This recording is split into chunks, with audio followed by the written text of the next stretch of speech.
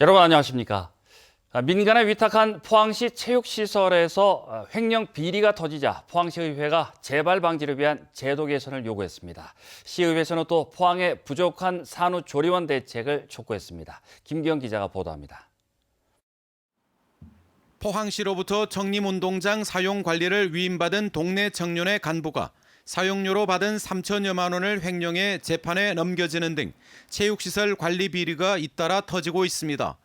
포항시의회 박희정 의원은 포항시가 반기별로 한 번씩 하도록 한 회계 장부와 통장 내역 확인 의무를 소홀했다고 지적했습니다. 위탁 관리자의 실적과 능력을 평가하도록 시행령이 2009년 개정됐지만 10년이 지나도록 포항시가 조례를 만들지 않아 비리를 키웠다는 겁니다. 체육시설 위탁 기관에 대한 회계 감사를 전면 실시해 혹시라도 위법이 발견된다면 위탁계약 해지, 부당이익 환수 등의 조치를 해야 할 것이며 주혜남 의원은 산후조리원 부족 문제를 제기했습니다. 지난해 포항에 신생아는 3,214명, 6군데 산후조리원 이용자 1,915명 외에 1,300여 명이 가정이나 타도시 시설을 이용했다며 공공산후조리원 운영을 제안했습니다.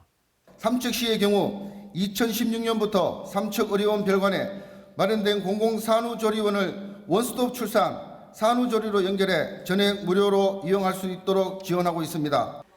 김정숙 의원은 수도 계량기 검침원의 계약 해지에 따른 중앙노동위원회의 부당해고 구제 명령을 포항시가 이행하지 않고 행정소송까지 간 것은 지나쳤다고 지적했습니다.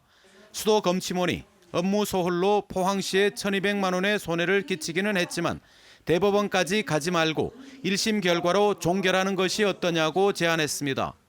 포항시는 행정소송에서 패소할 것을 뻔히 알면서도 시민의 혈세와 행정력을 낭비하면서까지 대법원까지 이 소송을 끌고 가려는 이유가 무엇인지 답해야 할 것입니다. 포항시의회는 박희정 의원을 예산결산특별위원장으로 선임하고 추경안 심사 등 열흘 동안 제260일의 임시회를 엽니다. MBC 뉴스 김기영입니다.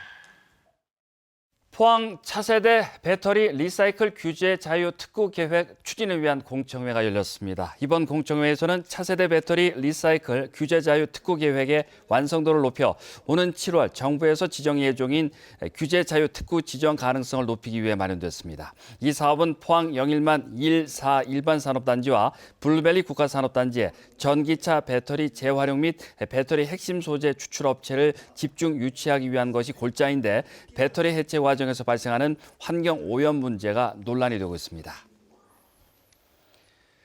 지난해 경상북도의 농가 소득이 처음으로 4천만 원을 돌파했습니다.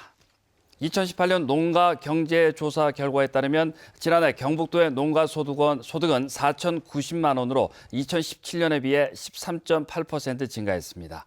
농가 소득 가운데 순수 농업 소득 분야 수입은 전년보다 34.8% 증가한 1,743만 원으로 전국에서 가장 높았습니다. 해양수산부가 5월 이달의 수산물로 씹는 맛이 일품인 가자미와 속이 꽉 찬 바지락을 선정했습니다. 가자미는 고단백 저칼로리 생선으로 동맥 경화를 예방하는 불포화 지방산과 아미노산을 많이 함유하고 있습니다. 바지락은 타우린의 함량이 높아 피로 회복에 도움이 되고 철분과 칼슘이 많이 함유돼 있어 아동이나 빈혈 환자들에게 좋습니다. 경상북도가 공공건축물의 예술적 가치를 높이기 위해 저명한 건축가들을 잇따라 영입했습니다. 도는 건축가 김중업의 제자인 배병길 건축가를 경북 총괄 건축가로 위촉한 데 이어 김수근 건축가의 제자로 파주 출판단지 조성을 지휘한 김영준 건축가를 도청 신도시 건축 코디네이터로 위촉했습니다. 특히 배병길 건축가는 포항 경북 동부청사와 농업기술원, 공무원 교육원 등 14개 공공건축 프로젝트를 담당하게 됩니다. 이상으로 MBC 뉴스를 마칩니다. 고맙습니다.